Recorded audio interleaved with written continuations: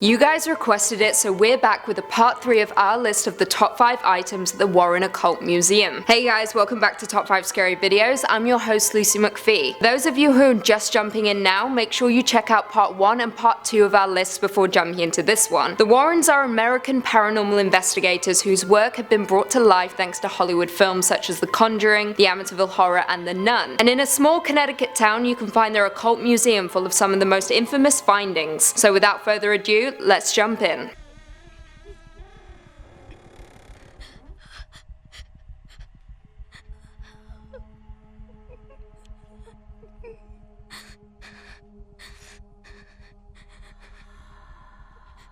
In at 5, brick from Bali Rectory. Labelled as the most haunted house in Britain, Bali Rectory was built in 1862. It housed the rector of the parish of Bali before being damaged by a fire and later demolished in 1944. However, between those periods, paranormal events began to occur at the old rectory. Beginning in 1863, only a year after the house was built, locals of the town had reported hearing unexplained footsteps coming from the house. And then in 1990, 4 daughters reported seeing the ghost of a nun 40 yards from the house. Other locals had also reported strange occurrences such as phantom carriages being driven by headless horsemen. By the 1930s, a new set of residents were occupying the house and were driven to hire paranormal investigators to perform exorcisms, during which time one of the men was struck by a fist-sized stone. Ouch. In 1939, the fire was deliberately set ablaze and locals had reported that they saw the figure of a ghostly nun not long before it happened.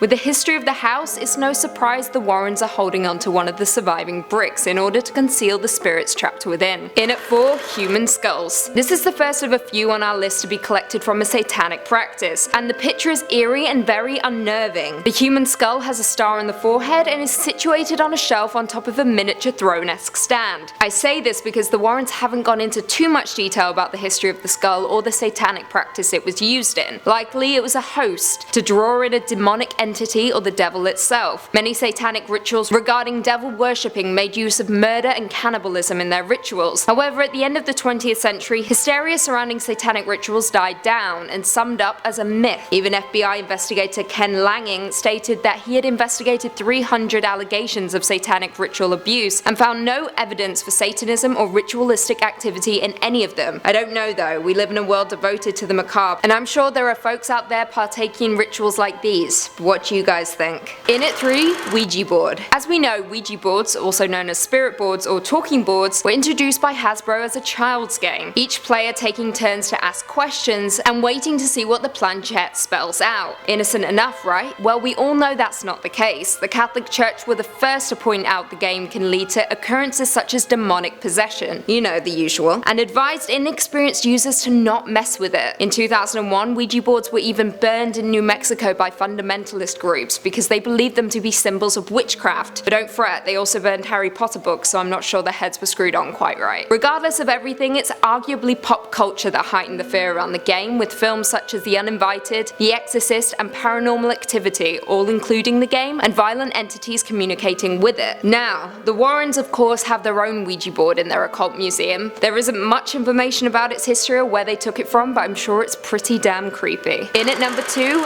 African fertility dolls. Akuaba are wooden fertility dolls from Ghana and surrounding areas. They are primarily used in ritualistic ceremonies and carried on the backs of women hoping to conceive a child. In present day, they are more of a souvenir than a ritual device, but traditional users will still wash and care for the wooden doll in hopes of one day bearing a child. Like our previous number, there is not much information about the dolls in the museum, but I imagine they are storing some hefty secrets. I mean, take a look at this picture. And finally, in at number 1, masks used to project evil entities. As we now know, many of the items at the Occult Museum were collected from witchcraft rituals and voodoo ceremonies, and this one is no different. It's a handmade Sri Lankan mask comprised of evil spirits, and primarily used in ritualistic ceremonies to invoke the supernatural. This is usually presented through practices such as mime, facial and body painting, and are connected to the worship of their ancestors. There are a handful of demon dance ceremonies, some with the belief in monsters of gigantic proportions known as the demons of the graveyard, and others that are just associated with with a group of demons. Either way, these ritualistic masks are used to summon demonic entities, and the history this mask holds is dark and unnatural. Well, there we have it. We are very quickly running out of items in the Warren Occult Museum, but feel free to let us know if there are any that you think we missed. If you're a fan of the Warrens or just spooky and cursed items, feel free to give this video a big thumbs up, subscribe, and hit that notification bell so you never miss another scary vid. And until next time, see you later.